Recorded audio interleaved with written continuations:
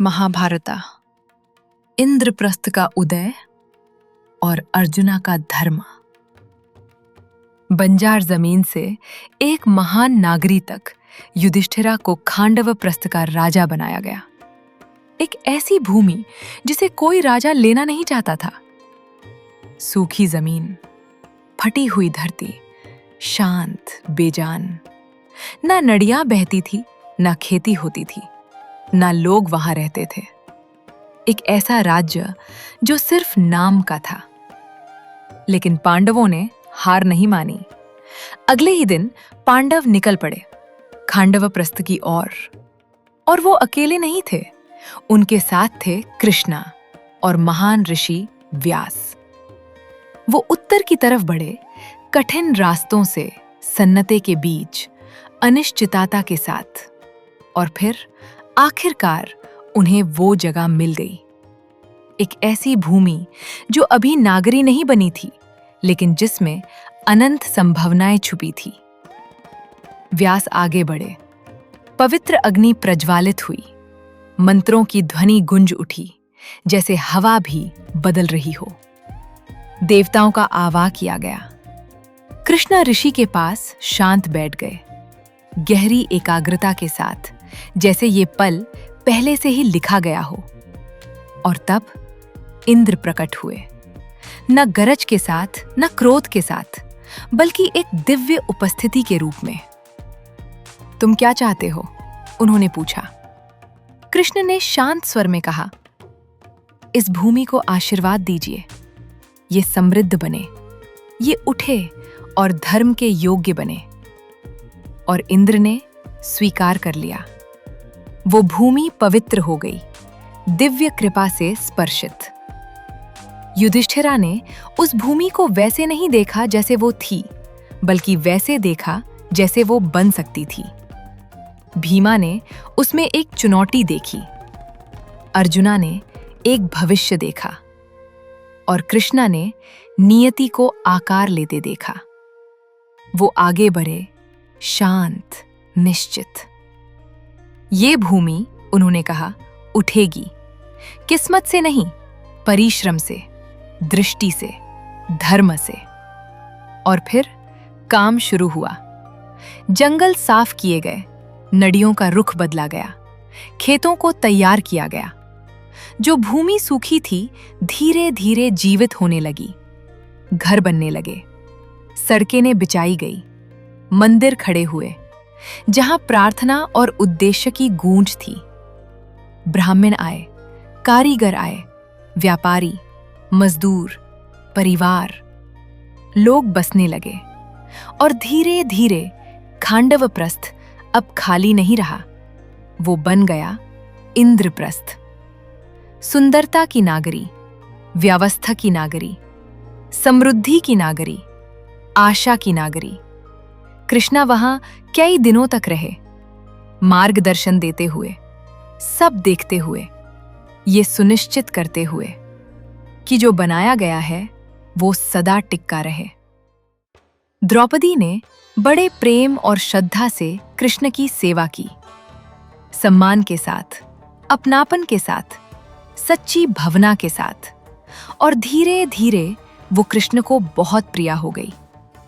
समय बीता, नागरी फलने फूलने लगी। और एक दिन एक महान ऋषि आए, नारदा।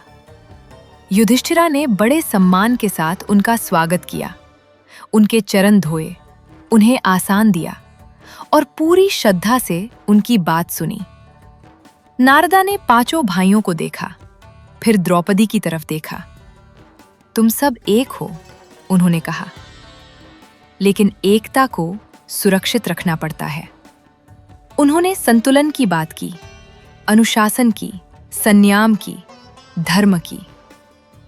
एक पत्नी और 5 पति, ये कभी ईर्ष्या, विवाद या भेद का कारण नहीं बनना चाहिए। पांडवों ने ध्यान से सुना और फिर सबने मिलकर एक प्रतिज्ञा ली।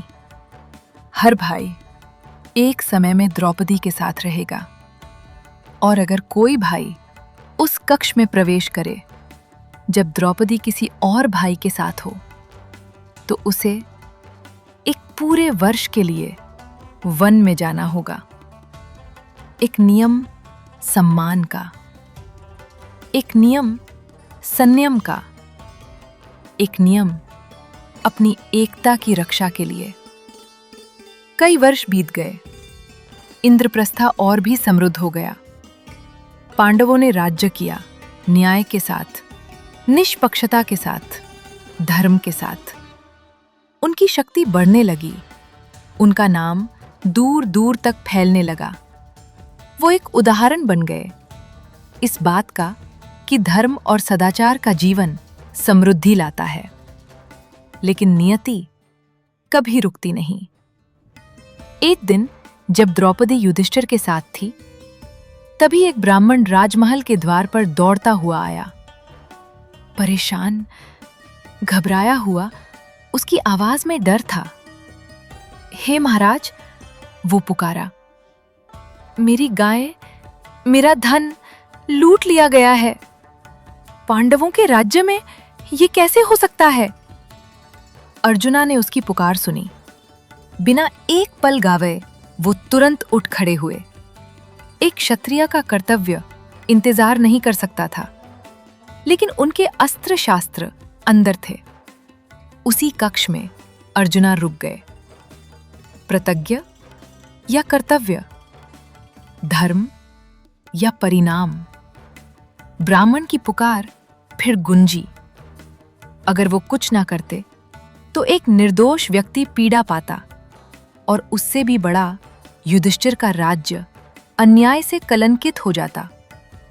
अर्जुना चुप नहीं रह सकते थे जब धर्म पर सवाल उठ रहा हो। उन्होंने अपना निर्णय ले लिया। बिना डर के, बिना हिचकिचाहट के वो अंदर गए, अपने अस्त्र शास्त्र लिए और निकल पड़े अपना कर्तव्य निभाने। चोरों को हरा दिया गया, ब्राह्मण को बचा लिया गया, न्याय की रक्षा हुई, लेकिन प्रतिज्ञा टूट चुकी थी। अर्जुना वापस आए। युधिष्ठिर ने उनकी प्रशंसा की, निर्दोष की रक्षा करने के लिए और धर्म निभाने के लिए। लेकिन अर्जुना ने अपना सर झुका लिया। महाराज, उन्होंने कहा, मुझे वन जाने की अनुमति दीजिए। जैसे हमने प्रतिज्ञा ली थी, मुझे उसका परिणाम स्वीकार करना होगा। युधिष्ठिर आगे बढ़े। शास्त्र इसकी अनुमति देते हैं, उन्होंने कहा। जब कर्तव्य पुकारे तो छोटा भाई प्रवेश कर सकता है। तुमने ये अपने लिए नहीं, धर्म के लिए किया। ये पाप नहीं है। लेकिन अर्जुना अपने निर्णय पर दृढ़ रहे। प्रतिज्ञा होती है। धर्म सुविधा नहीं होता, वो होता है समर्पण। चाहे मुश्किल हो, चाहे उसकी कीमत चुकानी पड़े। और इसलिए बिना पछतावे के, बिना हिचकिचाहट के अर्जुना वन की और चल पड़े। 1 वर्ष के लिए, निर्वासन में नहीं, सम्मान के साथ। कहानी अभी जारी है। अगर आप महाभारत की इस यात्रा का आनंद ले रहे हैं तो आशा हिंदू विजडम को सब्सक्राइब करना ना भूलें और हमारे साथ इस महान कहानी को आगे बढ़ाएं।